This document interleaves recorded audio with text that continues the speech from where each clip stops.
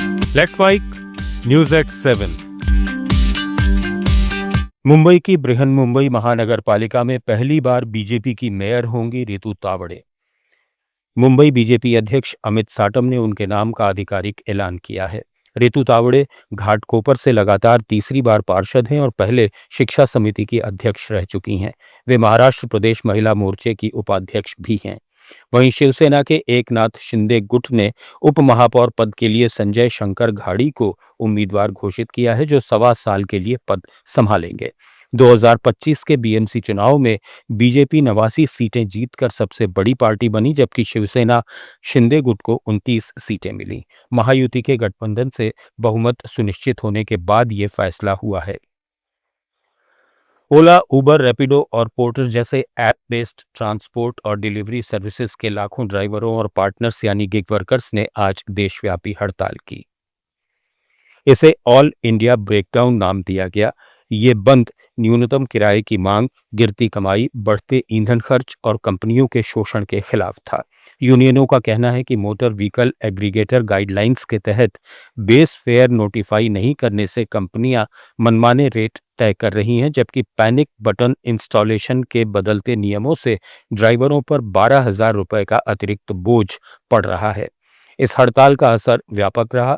दिल्ली, मुंबई, बेंगलुरु और हैदराबाद जैसे प्रमुख शहरों में राइड्स की अनुपलब्धता, लंबा वेटिंग टाइम और सर्ज प्राइसिंग बढ़ी, जिससे लाखों कम्यूटर्स को परेशानी हुई। हालांकि कुछ इलाकों में सेवाएं आंशिक रूप से जारी रहीं। यूनियनों ने मांगे नहीं माने जाने पर बड़े आंदोलन की चेतावनी दी है। राजस्थान के पूर्व मुख्यमंत्री अशोक गहलोत ने कहा है कि मुख्यमंत्री भजनलाल शर्मा विधानसभा में 5 साल बनाम 2 साल के बड़े दावे करते हैं, लेकिन हकीकत अलग है। उन्होंने एक अखबार की खबर का हवाला देते हुए सोशल मीडिया पर लिखा कि प्रदेश के बुजुर्ग, पेंशनर्स और बीमार सरकारी कर्मचारी दवाइयों के लिए मेडिकल स्टोर्स पर भटक रहे हैं। आरजीएचएस योजना के तहत दवा विक्रेताओं का 800 करोड़ रुपए बकाया है। नियम के मुताबिक 21 दिन में भुगतान होना चाहिए, लेकिन 6 महीने से फाइलें अटकी पड़ी हैं। बुजुर्ग खाली हाथ लौट रहे हैं और महंगे निजी इलाज का बोझ उठा रहे हैं। गहलोत ने कहा कि सत्ता की कुर्सी पर बैठकर पिछली सरकार को कोसना आसान है, लेकिन जनता की सुविधाएं चालू रखना मुश्किल। उन्होंने सीएम भजनलाल शर्मा से अपील की कि वे भाषणों के मायाजाल से निकलकर धरातल पर इन बुजुर्गों की सुध लें और तुरंत भुगतान सुनिश्चित करें। एआईएमआईएम प्रमुख असदुद्दीन ओवैसी ने प्रधानमंत्री नरेंद्र मोदी के राज्यसभा में दिए भाषण में उस बयान पर तंज किया जिसमें मोदी ने कहा था कि दुनिया में आबादी बूढ़ी हो रही है, लेकिन भारत की आबादी युवा है। इस पर ओवैसी ने सवाल खड़ा किया कि अगर देश की 60% आबादी 40 साल से कम उम्र की है, तो प्रधानमंत्री ने इन युवाओं के लिए रोजगार के क्या मौके पैदा किए, उन्हें कौन कौन से कौशल सिखाए। इस देश में मुस्लिम आबादी कभी हिंदुओं की आबादी से ज्यादा नहीं होगी।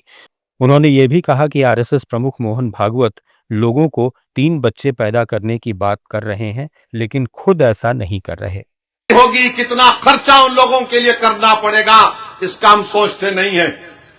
बजाय उसके क्या बोलते, मुसलमान इतनी आबादी बढ़ रही, मुसलमान बच्चे पैदा कर रहे।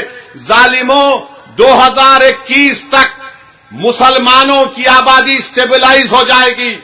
इस मुल्क में कभी भी मुसलमानों की आबादी हमारे हिंदू भाई बहन की आबादी से आगे नहीं जाएगी। अब बात इनको समझ में आ रही कि 25-30 साल। भाजपा पंजाब के उपाध्यक्ष केवल सिंह ढिल्लों ने कांग्रेस सांसद शशि थरूर के बयान का समर्थन किया है। उन्होंने चंडीगढ़ में मीडिया से बातचीत में कहा कि शशि थरूर ने बिल्कुल सही कहा है कि संसद में कोई अशांति नहीं होनी चाहिए। संसद चर्चा का स्थान है। यहाँ देश के नए कानून पास होते हैं, देश की अच्छी चीजें होनी हैं। अगर कांग्रेस इसे रोकती है और संसद चलने नहीं देती तो ये गलत है। ढिल्लों ने आरोप लगाया कि कांग्रेस का काम शुरू से ही काम रोकना रहा है। उन्होंने कांग्रेस द्वारा की गई अशांति की कड़ी निंदा की और कहा कि भाजपा इसका पूरी तरह विरोध करती है। बिल्कुल ठीक कहा शशि थरूर जी ने। उन्होंने बोला कि डिस्टर्बेंस नहीं होनी चाहिए पार्लियामेंट में। हमारे देखो माननीय प्रधानमंत्री साहब हैं, उनको जाने के लिए उन्होंने रोका और इनके लिए ये पार्लियामेंट में डिस्कशन के लिए होता है। देश की जो नए नए कानून बनने हैं, देश की अच्छी बातें होनी है। न्यूज एट 7 में फिलहाल इतना ही। बने रहिए लेट्स माइक के साथ।